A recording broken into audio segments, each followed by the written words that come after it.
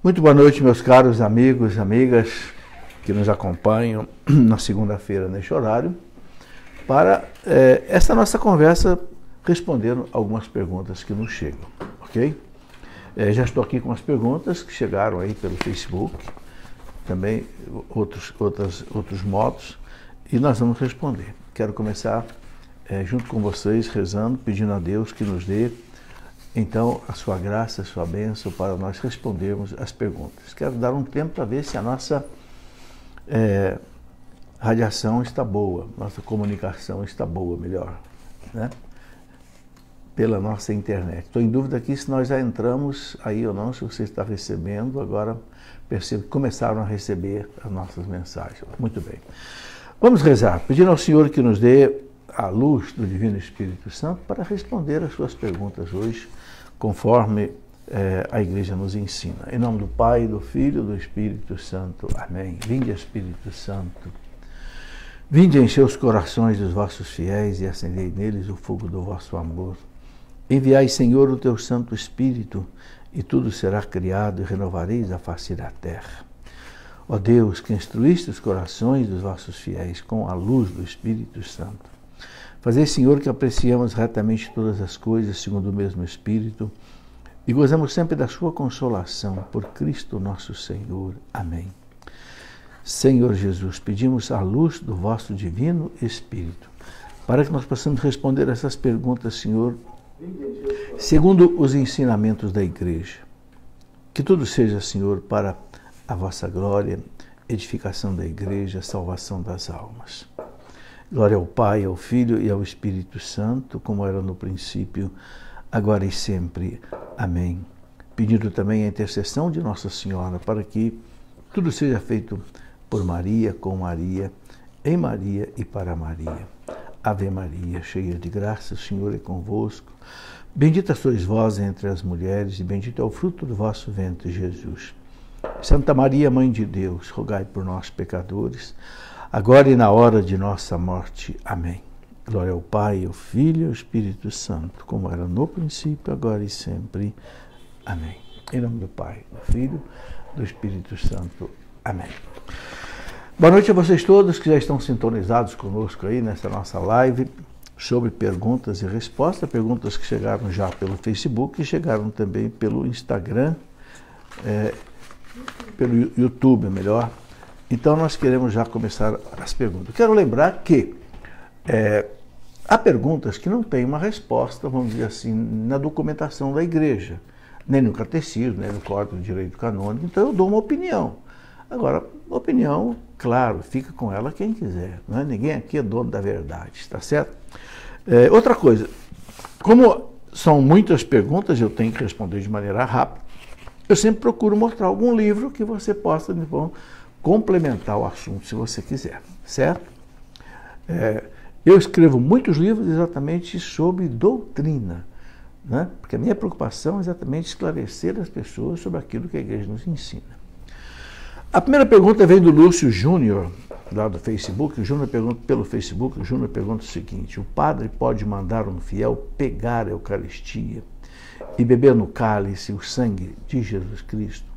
O Lúcio, pegar a hóstia na âmbula não pode. Está bem claro no documento da Igreja do Papa João Paulo II, né? Redemptione Sacramento.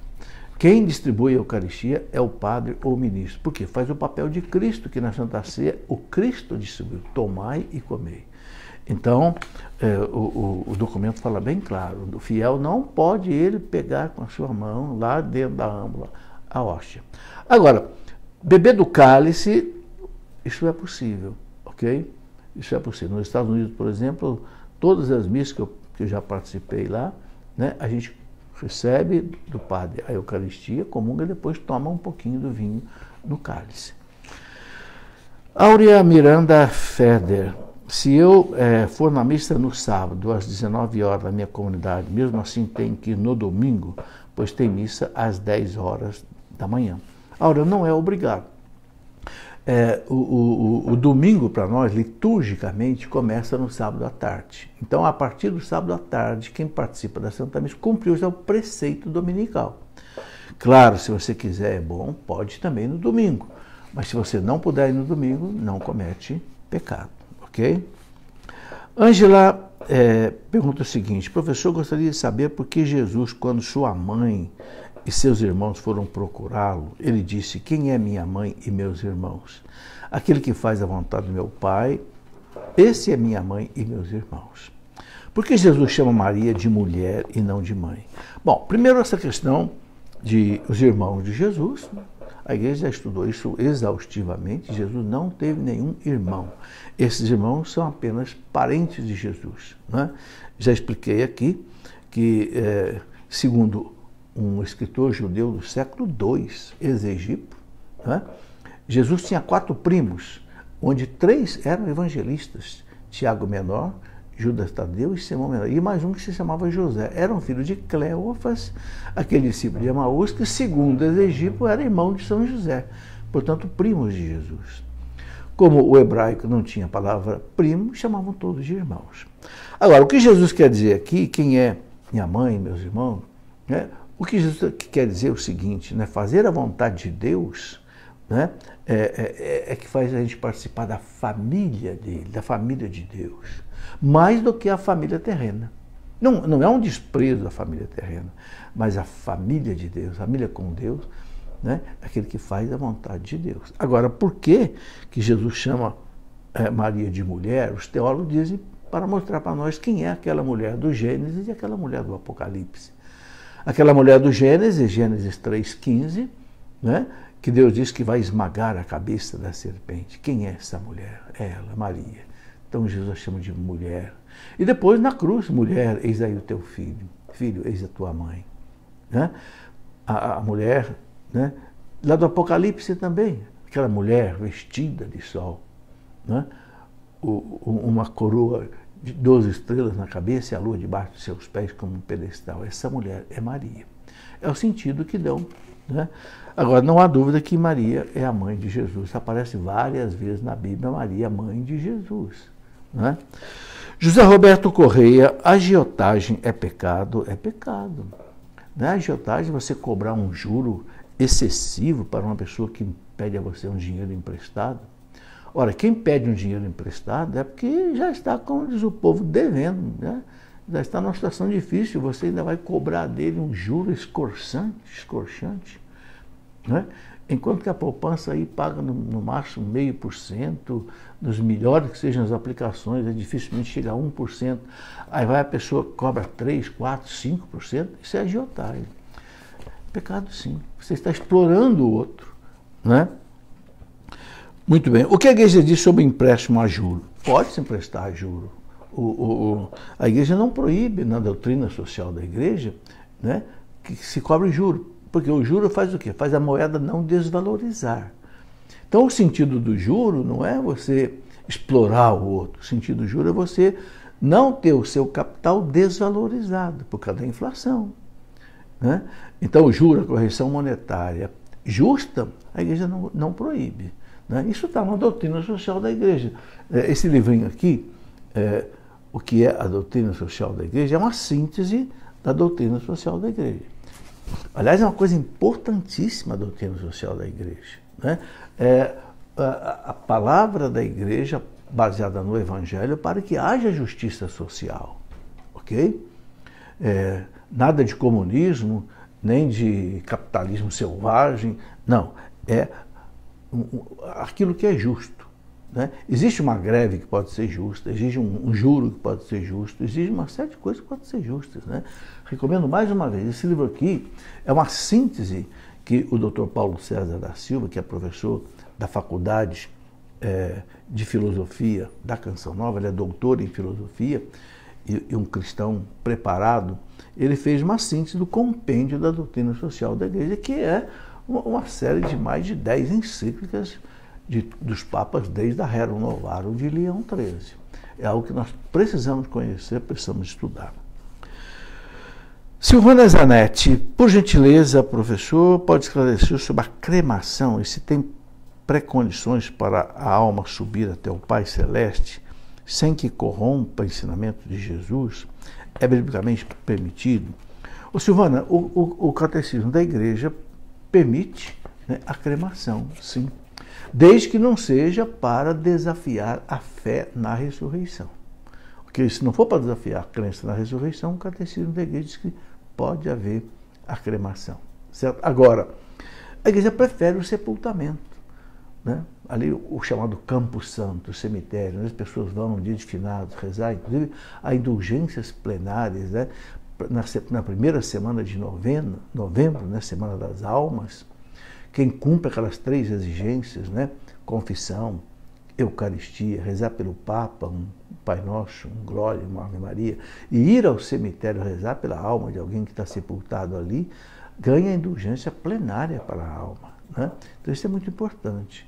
Agora, a igreja também diz o seguinte, quem leva alguém para ser cremado, depois recebe lá do crematório aquela caixinha com as cinzas, essas cinzas não podem ser jogadas na terra, na água, lançadas ao vento. Não, deve ser sepultada, como se fosse o corpo da pessoa, porque são os restos mortais da pessoa. Certo? É isso que a igreja nos ensina. Geni Litran, a Assunção de Nossa Senhora significa que ela foi levada ao céu com corpo e alma, portanto não ressuscitou? Sim, ressuscitou. A igreja acredita que Nossa Senhora morreu.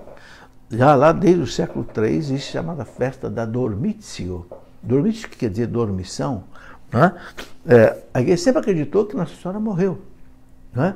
Mas Deus a ressuscitou sem que o seu corpo sofresse corrupção, porque não teve o pecado original, então foi elevada ao céu de corpo e de alma.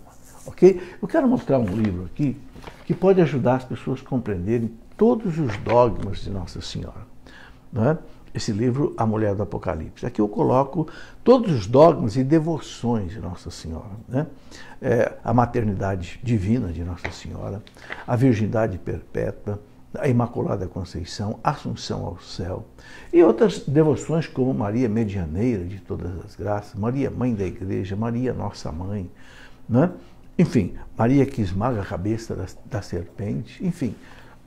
Esse livro, A Mulher do Apocalipse, muito baseado em bons livros sobre Nossa Senhora e todas as encíclicas dos papas e o catecismo da Igreja.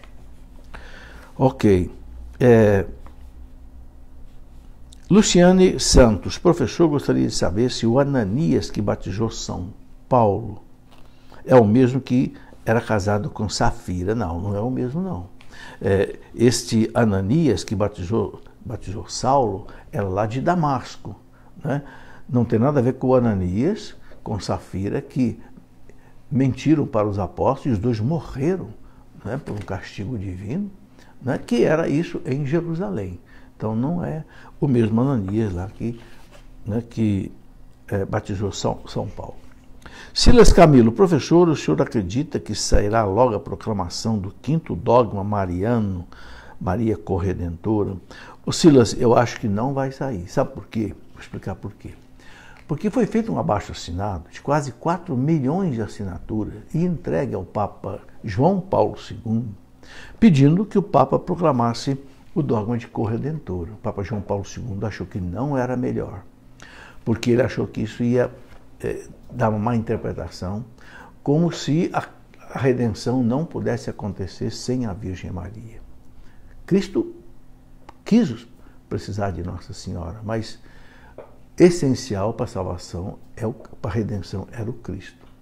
E o Concílio Vaticano II também estudou a questão e não aprovou o dogma de Maria como corredentora.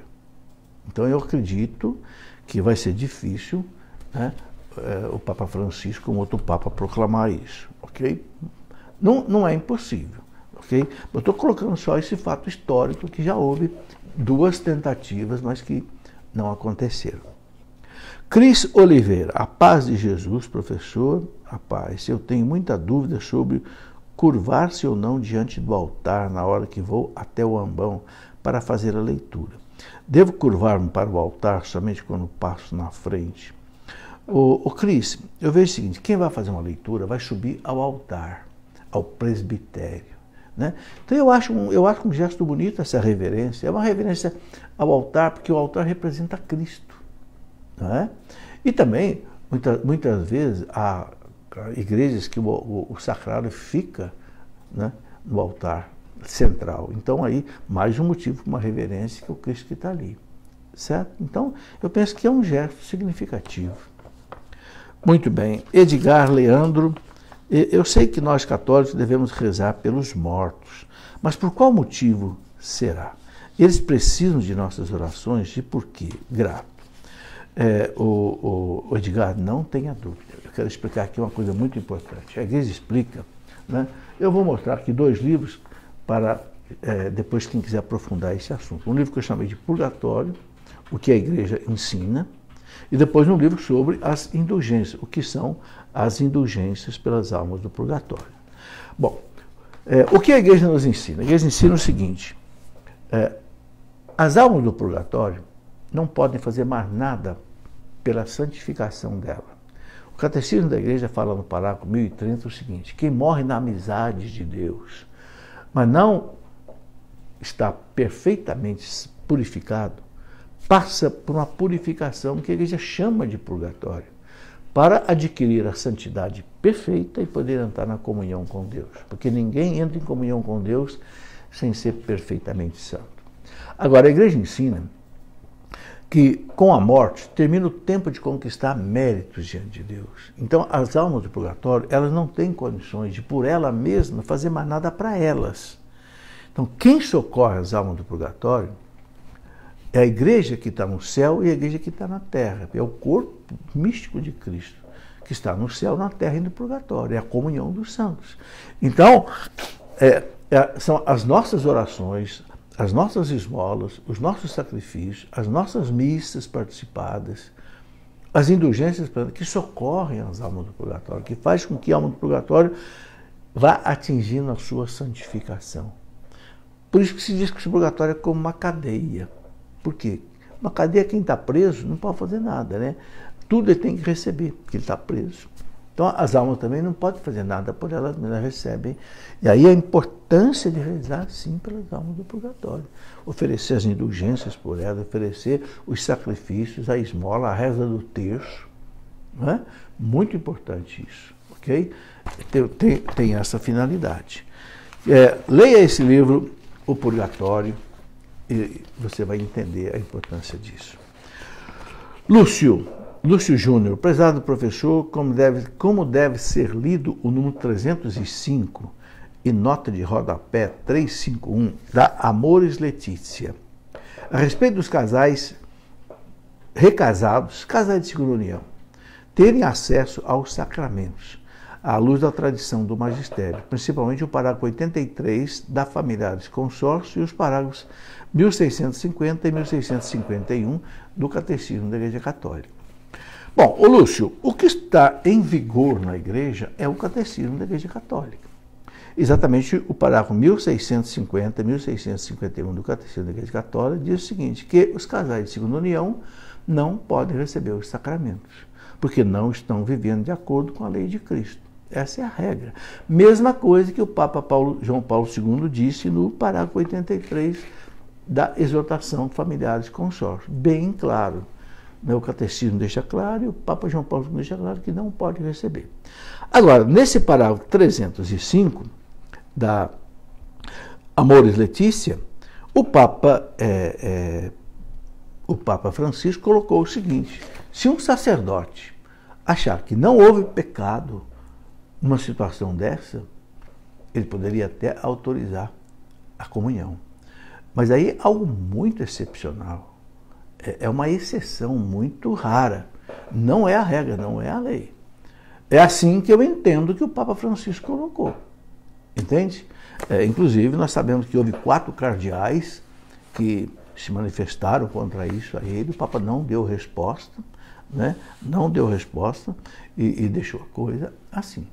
É uma responsabilidade tremenda do sacerdote autorizar, uma vez que o catecismo diz que não pode, o Papa João Paulo II também diz que não pode.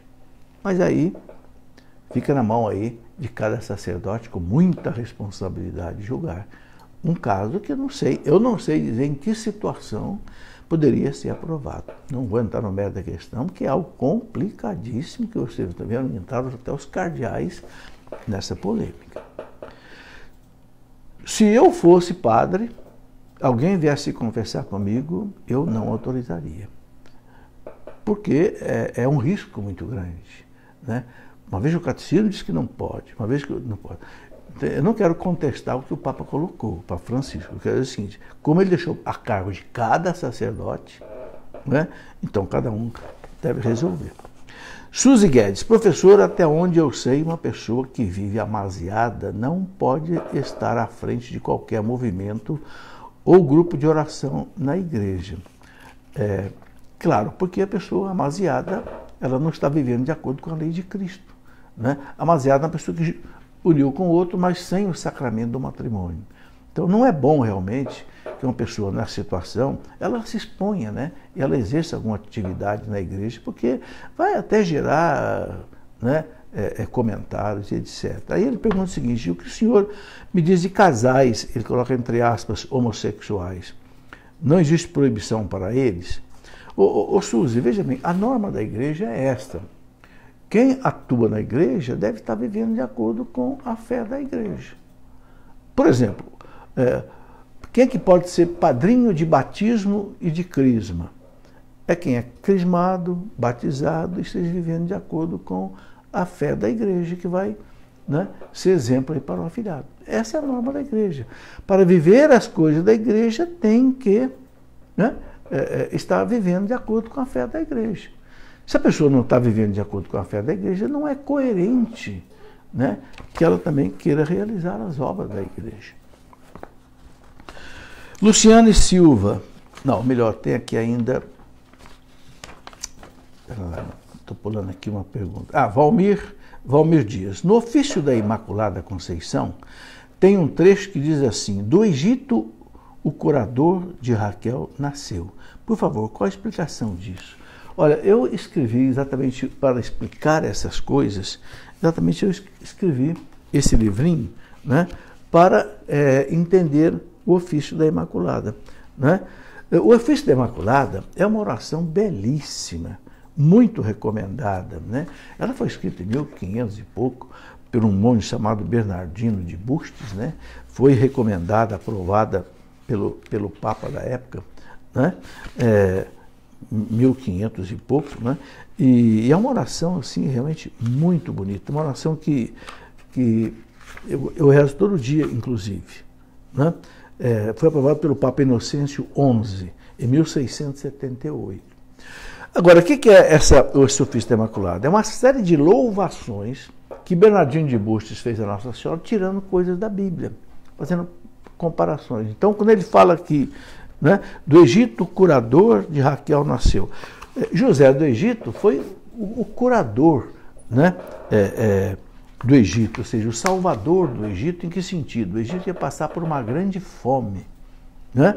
Então José, com a sabedoria divina que Deus lhe deu, orientou o faraó a, né, abarrotar os celeiros de trigo na época das 7 vacas gordas, porque depois viriam 7 anos de vacas magras, de fome, né? Então José foi esse salvador do Egito maravilhoso. E José não era filho de Jacó, esposo de Raquel, né? Então, como Raquel é uma imagem também de Nossa Senhora, como também a rainha Esther, Judite, essas grandes mulheres do Antigo Testamento, ela prefigurava a grande mulher que é Nossa Senhora.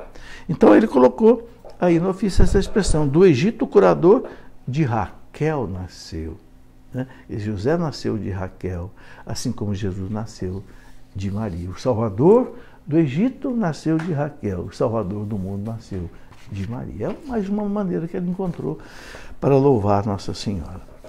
Fernando José, gostaria de saber por que na Bíblia não há tantas referências ao papado, além daquela das chaves.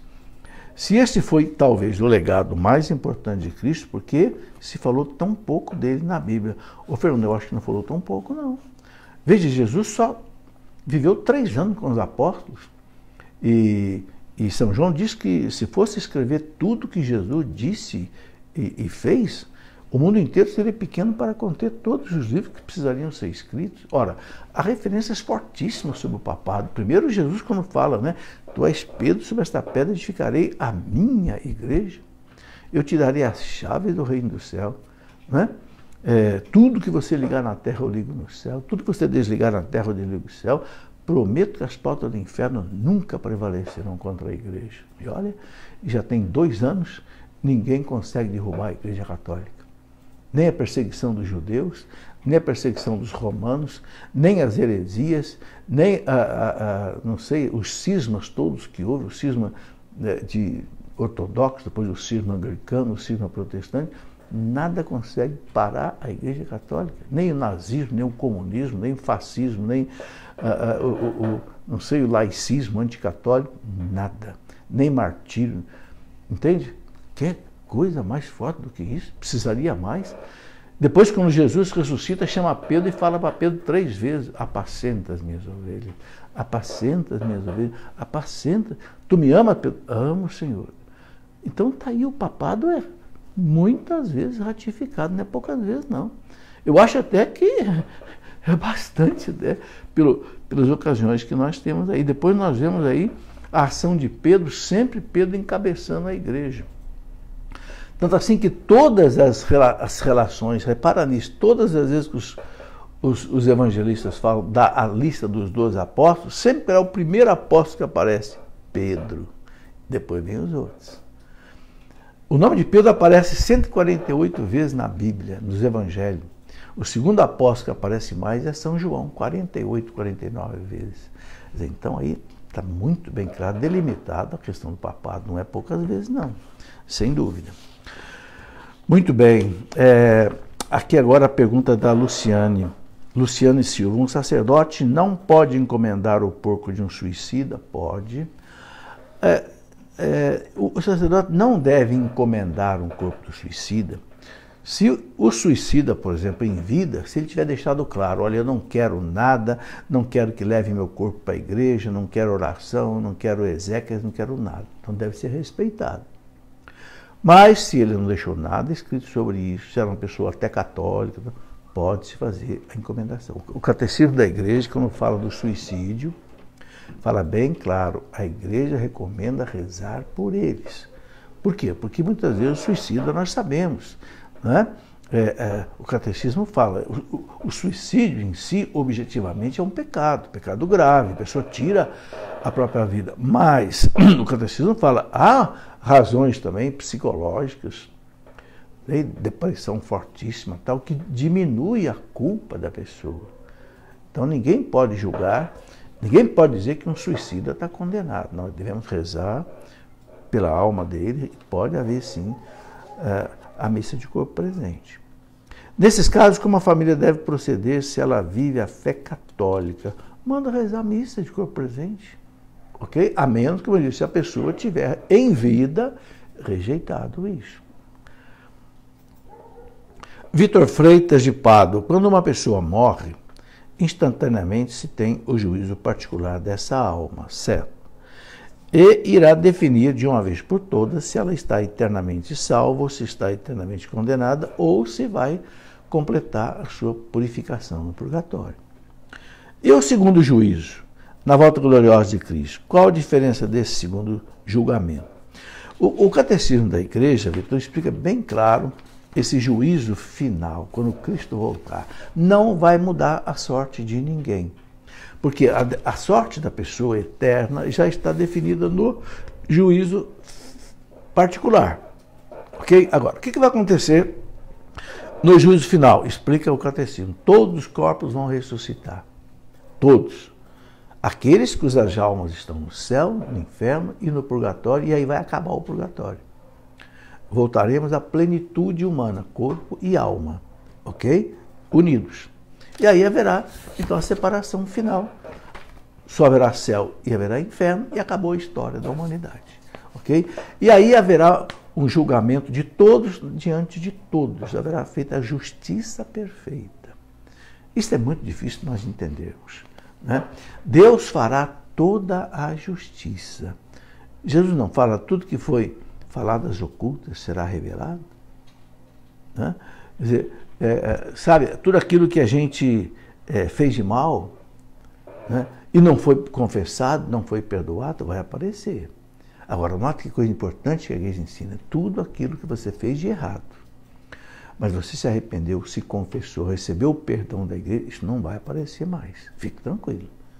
Ok? Aí o valor da confissão.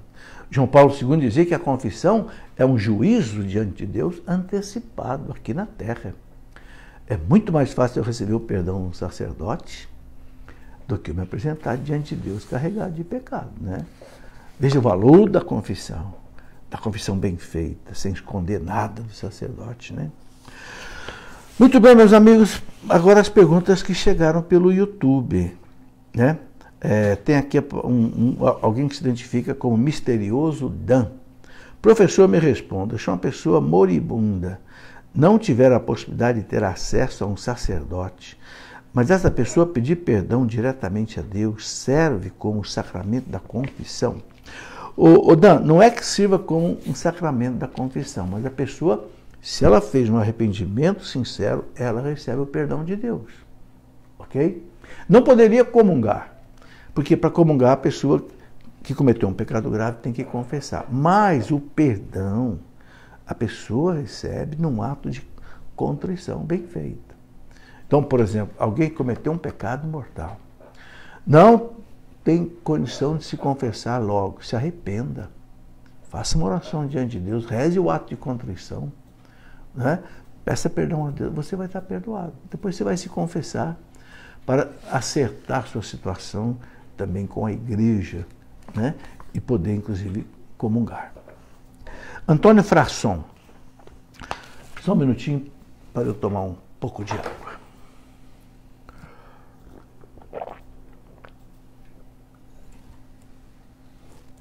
Antônio Frasson.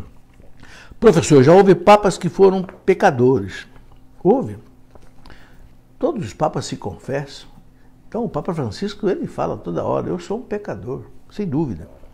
Sei que devemos obediência, mas estou muito triste com esse Papa. Isso é pecado? Ô Frasson, eu acho que o pecado talvez não seja ficar triste com o Papa. Eu acho que o pecado seja julgar o Papa ou condenar o Papa. Certo? Jesus fala: não julgueis para que não sejais julgados. Fiquei muito triste com o bispo que ele indicou para a diocese a qual pertenço. Me sinto muito triste com a igreja. Ô Antônio, entregue isso na mão de Deus, né? Deixa essas coisas na mão de Deus. O bispo tem a autoridade dele, entendeu? Ele é indicado lá pelo Papa, o nuncio apostólico leva os nomes para o Papa. Então, da nossa parte, nós temos que viver como bons cristãos. Eu aprendi com minha mãe, com os padres do meu tempo, né? De um padre, de um bispo, de um Papa, não podendo falar bem, não fale nada. Aliás, Dom Bosco dizia isso, né? De um sacerdote, de um bispo, não podendo falar bem, não fale nada. Bom, o Roberval Segal dos Santos coloca o seguinte: por que católico romano não tem certeza da salvação? Roberval, nós temos certeza da salvação, sim. Cristo morreu pela nossa salvação. Agora, nós podemos perder essa salvação. Esse que é o problema. Veja que São Paulo, lá na carta aos Filipenses, capítulo 2, versículo 12, gostaria que você conferisse isso. Filipenses 2,12, São Paulo fala assim: trabalhai na vossa salvação com temor e tremor. Olha São Paulo dizendo: trabalhai na vossa salvação com temor e tremor. Não abusa não, porque você pode perder a salvação. O que São Paulo dizia? Eu que prego para todo mundo, né, mortifico o meu corpo, para que não aconteça que eu, tendo pregado a muitos, venha a me perder. Venha a me perder. Meus irmãos, ninguém tem a salvação garantida absolutamente não. De jeito nenhum. Nós temos que viver de acordo com a lei de Deus. Jesus, vigiai e orai, porque o espírito é forte, mas a carne é fraca. Não acredite nisso, que você está salvo, independente dos seus pecados. Não. Cuidado. São Paulo fala: trabalhai na vossa salvação com temor e tremor. Filipenses 2,12. Dom Rodrigo. Professor, esse Dom aqui, não sei, não quer dizer que é bispo, né? Alguém se intitula aí Dom Rodrigo. Professor, eu gostaria de saber, diante das costumeiras afirmações de que a Igreja obteve toda a sua amplitude a partir da conversão de Constantino, pergunto, não seria muito mais razoável supor que, dadas as invasões bárbaras que começaram justamente nessa época, foram algumas instituições romanas sobreviventes ainda hoje que se beneficiaram da força da Igreja e não o contrário? Deixa eu ler de novo aqui. Foram algumas instituições romanas sobreviventes ainda hoje que se beneficiaram da força da Igreja e não o contrário? Ô Dom Rodrigo, a pessoa está se intitulando Dom Rodrigo. Existe um livro maravilhoso de um doutor lá na Universidade de Harvard, católico, né? Dr. Thomas Woods, que escreveu aquele livro, né? Como a Igreja Católica construiu a civilização ocidental. O que os historiadores contam para nós é inequívoco. A Igreja salvou e construiu a nossa civilização. Quando os bárbaros dominaram todo o Império Romano, toda a volta do mar Mediterrâneo, tudo ficou no caos, na barbárie. O que salvou a civilização ocidental foi a Igreja. Os papas, os monges, os bispos, os missionários, né? Que depois de 600 anos chegaram até a chamada Idade Média Alta, a partir de 1100 mais ou menos, não é? Com a cristandade. Toda aquela massa bárbara, educada, convertida, se tornou cristã. É a civilização que nós temos hoje, a civilização mais importante da humanidade. Tanto assim que você percebe que todas as grandes descobertas científicas e tecnológicas foram feitas aqui no Ocidente. Rádio, TV, internet, telefone, automóvel, navio a vapor, a motor, o trem, tudo aqui no Ocidente. Depois que o Oriente levou essas coisas para lá, mas tudo nasceu aqui. E tudo começou lá com os monges na Idade Média, com a Igreja na Idade Média. Então, é isso que os historiadores colocam. Eu escrevi um livro que eu chamei de Uma História que Não É Contada. Nesse livro eu narro exatamente essas coisas todas. O que é a história que não é contada? É a Igreja que fundou as grandes universidades do mundo, a partir do ano 1100. É esse livro aqui, né? Uma História que Não É Contada. A Igreja que fundou a Universidade, por exemplo, de Oxford, a Universidade de Cambridge, a Universidade de Salamanca, a maior universidade italiana, a Universidade de Sorbonne, na França, a Universidade de Bolonha, Montpellier, né? Valladolid. A Igreja Católica Apostólica Romana foi a mentora da civilização, a mentora da cristandade. É isso que nós temos muito bem documentado pelos historiadores, inclusive historiadores modernos, né? Muito bem. Maria Aparecida de Souza, professora, o que é pecado mortal? Maria Aparecida, a Igreja fala que o pecado mortal é um pecado que, basicamente, contra os 10 mandamentos e que tem um objeto grave. Por exemplo, não matar. Claro, pecado grave, né?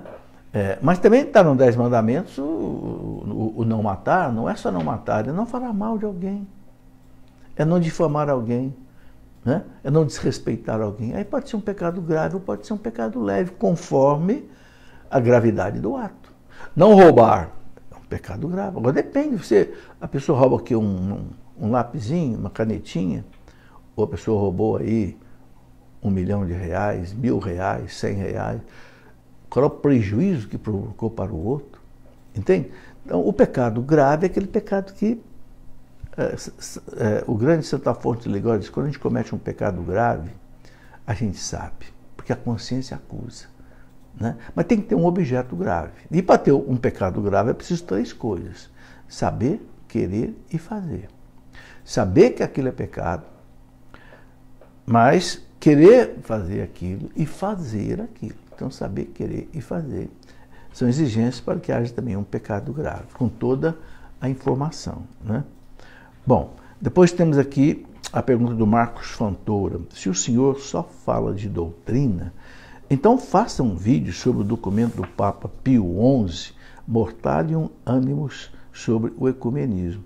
Ô Marcos, a igreja evolui nos aspectos pastorais. O Concílio Vaticano II estudou a questão do ecumenismo, bem depois aqui do Papa Pio XI. Não negou nada, mas a Igreja atualizou algumas coisas. O Concílio Vaticano II tem um documento chamado, né, Unitatis Redintegratio, inteirinho sobre ecumenismo. E depois o Papa João Paulo II escreveu uma encíclica sobre ecumenismo, Ut Unum Sint, que todos sejam um. Ok? E nesses documentos todos não há nenhuma contradição com a encíclica do Papa Pio XI, de jeito nenhum. João Paulo II fala, por exemplo, na Ut Unum Sint, que todos sejam um, né? Que a Igreja quer a unidade dos cristãos, quer que os protestantes voltem para a Igreja Católica e que nós não podemos abrir mão de nenhuma das verdades básicas da nossa fé. João Paulo II fala ecumenismo não é irenismo.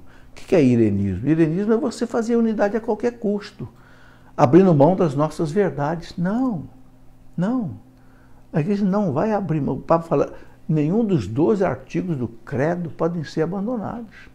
Porque o Papa fala, a unidade fora da verdade seria uma unidade falsa. Então a Igreja não vai abrir mão de nada da nossa doutrina.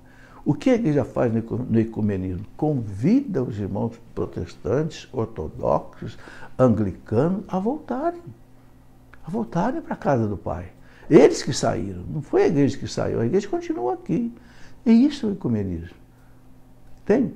Agora, para que esse convite deles virem para cá aconteça, a Igreja tem que se abrir ao diálogo. Agora, veja, abrir ao diálogo não quer dizer que a Igreja está abrindo mão dos seus princípios. Não. A Igreja nunca vai abrir mão dos seus dogmas. Eu escrevi um livro inteiro sobre dogmas. Está aqui, ó, os dogmas da fé. O tamanho do livro. A Igreja nunca vai abrir mão disso aqui para fazer unidade. A Igreja quer a unidade dentro da verdade. E a verdade está na Igreja Católica. Ok? São Paulo fala para Timóteo, né? Timóteo, Deus quer que todos se salvem e cheguem ao conhecimento da verdade. Né? E São Paulo fala, a Igreja é a coluna e o fundamento da verdade. Então, não pensem vocês que o documento do Concílio Vaticano II, Unitatis Redintegratio, não pense que, né, a Ut Unum Sint, contradiz a encíclica do Pio XI de jeito nenhum. Na história da Igreja não há contradição. O Espírito Santo não se contradiz. Um Papa não contradiz o outro. Um concílio não contradiz o outro. Né? É a beleza da nossa fé católica. Muito bem. Maria Lúcia, qual a posição da Igreja quanto às profecias dos santos da Igreja? Maria Lúcia, a Igreja ensina que o mais importante é a gente ouvir a Igreja. Veja, a palavra final da Igreja é mais importante do que a palavra de qualquer padre, qualquer bispo, qualquer santo. A doutrina da Igreja é o mais importante. Entende? Então, as revelações que nós receberam, a Igreja não diz que são infalíveis, não. Os santos podem errar também. Agora, a Igreja, quando ensina alguma coisa, por exemplo, o que está no catecismo da Igreja, aí a Igreja não erra. Porque a Igreja recebeu de Cristo o carisma da infalibilidade. Ok? Isso está lá no Catecismo da Igreja Católica, parágrafo 890. Para que a Igreja não errasse na interpretação da Bíblia e no ensino da verdade, o Catecismo fala, Cristo deu à Igreja participar da sua infalibilidade. Ok? Não está escrito que nenhum santo recebeu infalibilidade. De jeito nenhum. Né? Então, as revelações que vêm através dos santos, a Igreja respeita, mas a Igreja não impõe a ninguém acreditar. Mesmo que a Igreja acredite, ela não impõe.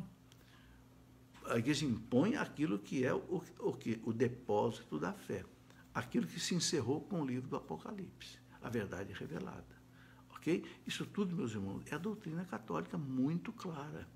Entende? Não estou dizendo que aquilo que os santos disseram, ou que revelado não seja verdade. Não, eu estou dizendo que os santos não é que podem errar. Veja, as coisas podem mudar, certo? Deus não ia destruir lá a cidade de Nínive, ia destruir a cidade de Nínive, não é? Mas acabou não destruindo. Por quê? Porque o profeta foi lá, Jonas foi lá, o rei fez penitência e Deus mudou. Ali. Então pode ser que um santo tenha revelado alguma coisa e com a oração do povo, com a penitência do povo, Deus mude, ou Deus possa adiar aquilo. Você entende? Não é que uma palavra possa estar errada, mas tudo tem que ser analisado pela igreja. Se a igreja confirma alguma coisa que vai acontecer, aí nós temos que prestar atenção. Muito bem. Marcos Aldi, professor, há muitos canais de cristãos não católicos espalhando vídeos na internet falando que a religião católica foi inventada ou criada pelos romanos. Bobagem.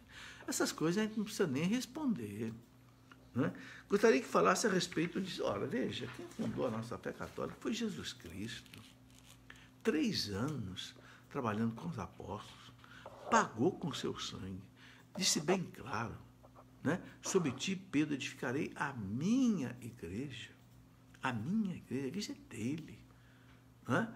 Ele deixou o Sermão da Montanha como a constituição do reino de Deus. 3 capítulos, São Mateus 5, 6, 7.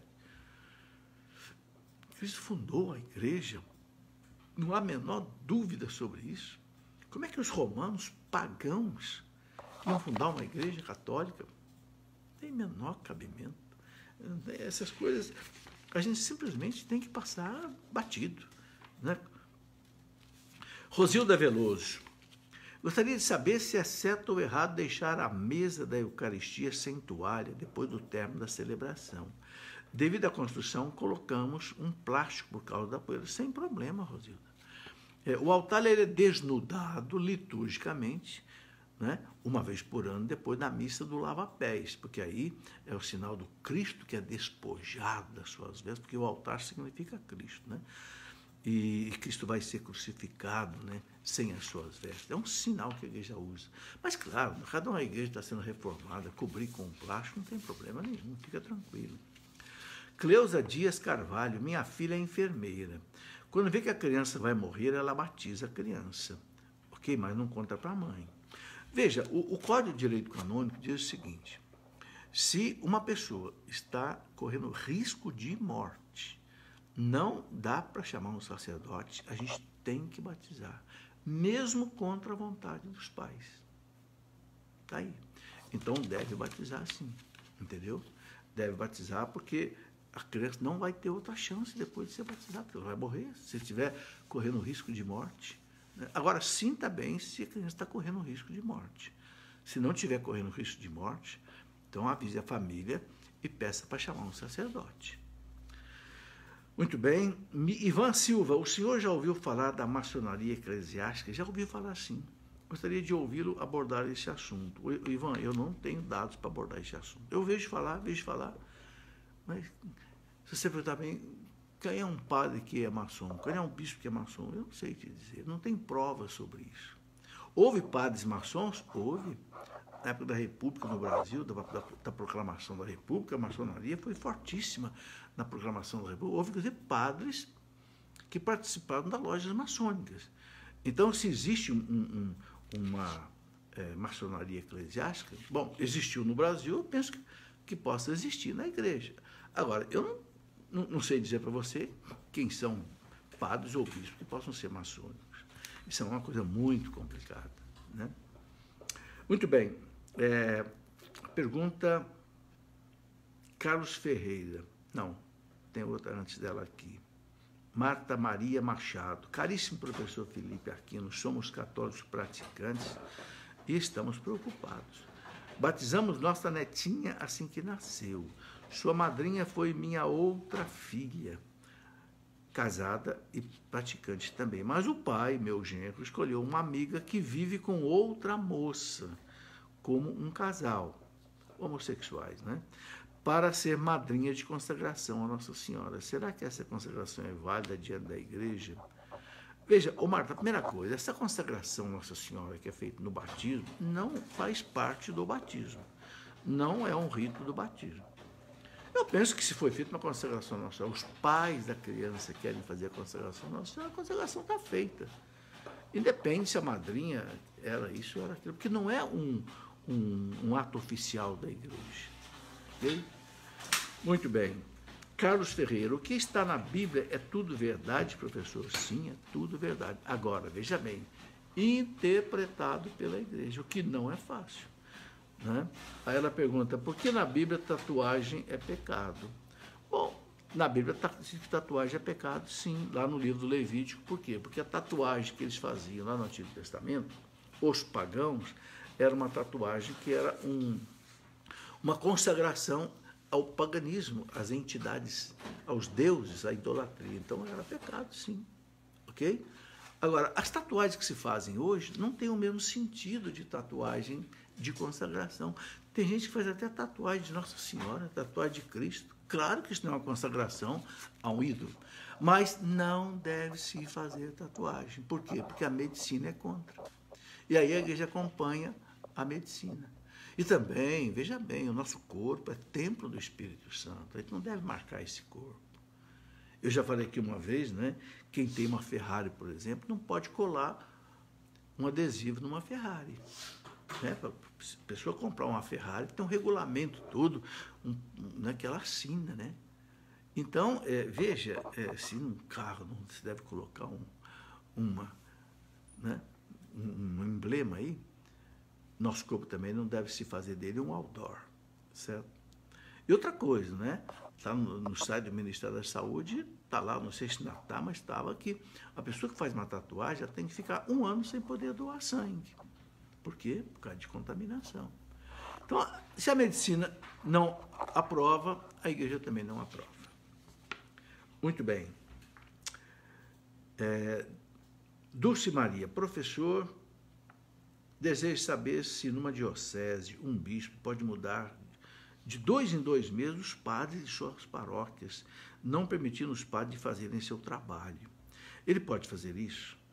Padre não é peça de xadrez. E só o povo começar a gostar do pároco e ele é removido. Um sacerdote, num desabafo, disse: está insuportável de aguentar. Reze porque estamos sofrendo muito.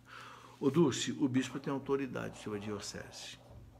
Eu penso que o bispo não pode ser desobedecido. Agora, o que eu acho que pode ser feito é conversar com o bispo. Senhor bispo, o padre está aqui só há 2 meses, por que o senhor já vai tirar o padre? Será que o bispo tem algum motivo sério? Será que não tem? Não sei. Né? Agora, que nós temos que obedecer o bispo, nós temos que obedecer o bispo, mesmo que a gente não goste das decisões dele. Porque, olha, meus irmãos, o bispo na diocese representa, bem ou mal, representa Jesus Cristo. Né? Então, a obediência é algo sério. Podemos conversar, podemos expor ao bispo nossa opinião, podemos até levar um grupo para conversar com o bispo, mas sem arrogância, sem, vamos dizer assim, ofensas, né? Para que tente resolver a situação. Muito bem. José Raimundo Lima, obrigado, professor, por nos catequizar com a riquíssima doutrina da nossa amada Igreja Católica. Queria sua opinião a respeito das aparições de Jacareí. Raimundo, eu não sei te dizer, né? Eu não sei te dizer se as aparições de Jacareí são autorizadas pelo bispo de São José dos Campos. Precisaria saber disso para te dar uma informação, não tenho agora certeza. Bem, o nosso áudio diminuiu porque eu precisei desligar o microfone de lapela, porque a bateria do celular estava acabando e eu precisei carregar o celular. E é o mesmo plug de entrada, ok? Então, eu vou tentar falar um pouco mais perto do celular para que vocês possam ouvir, ok? Bom, Beth Reginato.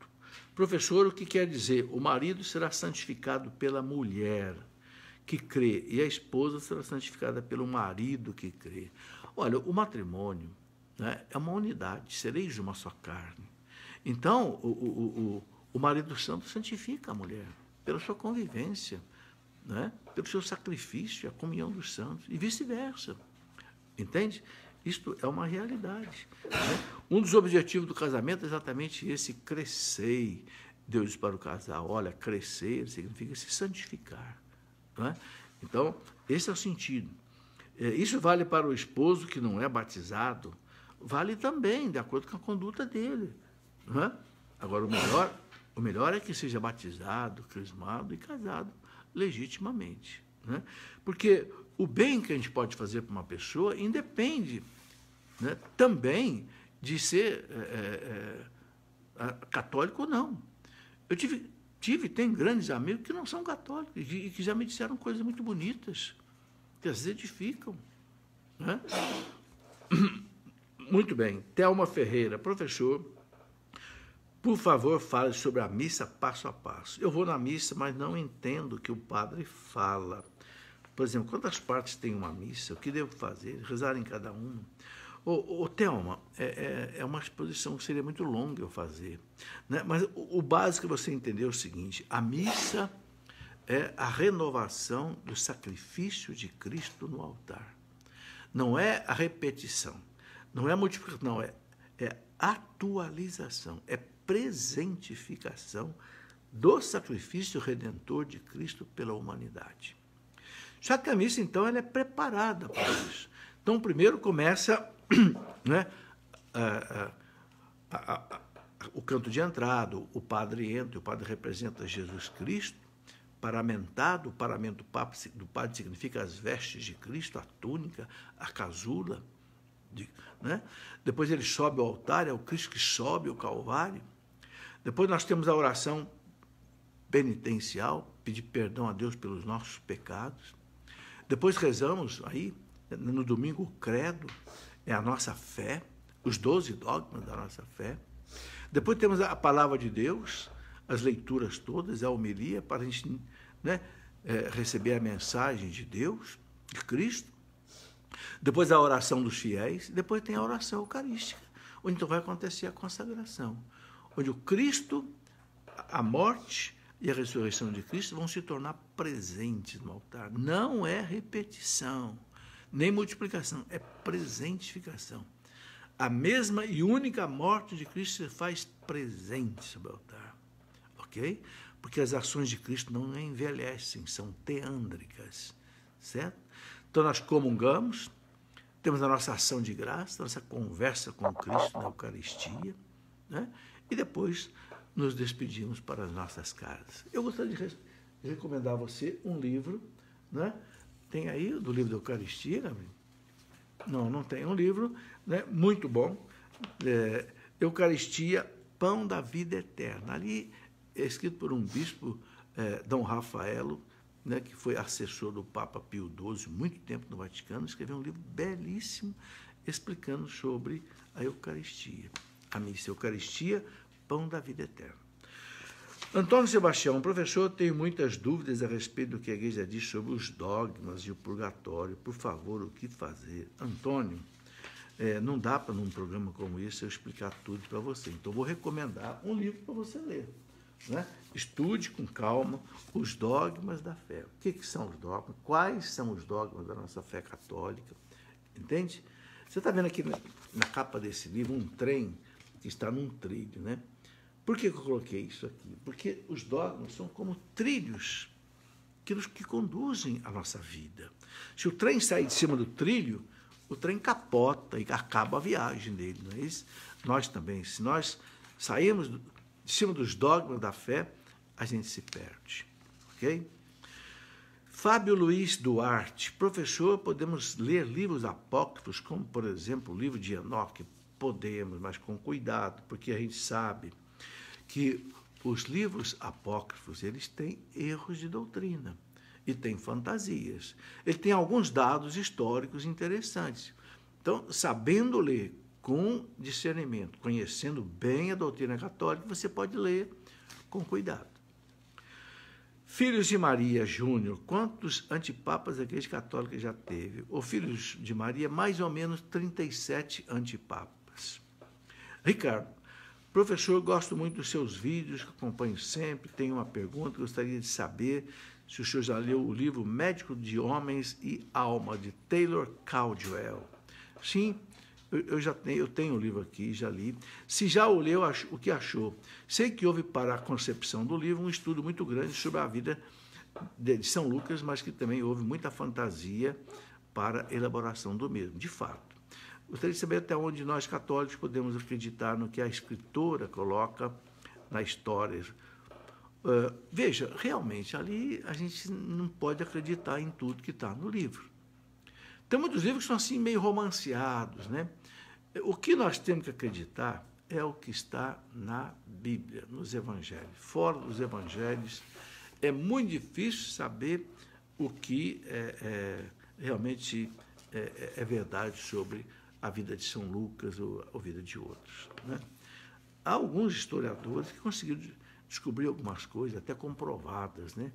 Mas o livro da Taylor realmente não podemos acreditar em tudo, não somos obrigados a acreditar em tudo que está ali. Davi Araújo, professor, boa noite, tenho muita dificuldade para manter uma vida reta e pura.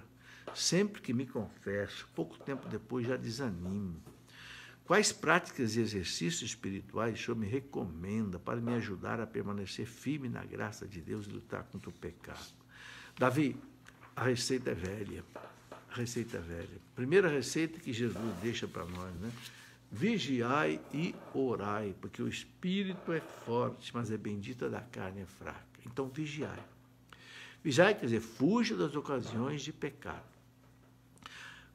Tudo aquilo que você sabe que pode te levar ao pecado, fuja disso. E depois, oração. É preciso rezar. Reze o terço. Reze, por exemplo, o ofício da Imaculada, se você tem ele aí, né?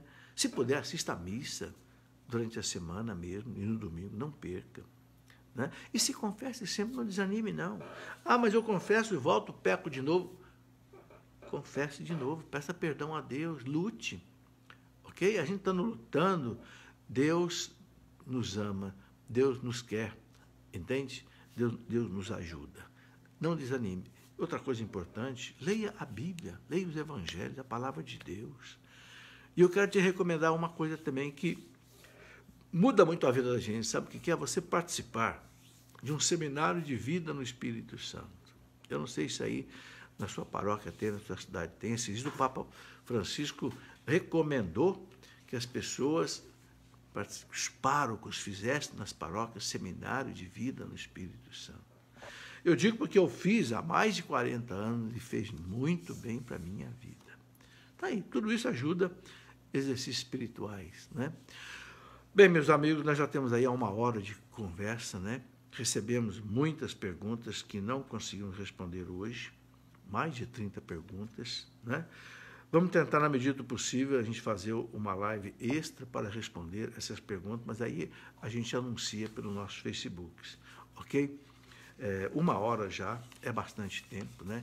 Eu agradeço a vocês todos que me acompanharam e peço a Deus que a todos vocês derrame a sua graça, derrame a sua bênção. Glória ao Pai, ao Filho e ao Espírito Santo, como era no princípio, agora e sempre. Amém. Em nome do Pai, do Filho e do Espírito Santo. Amém.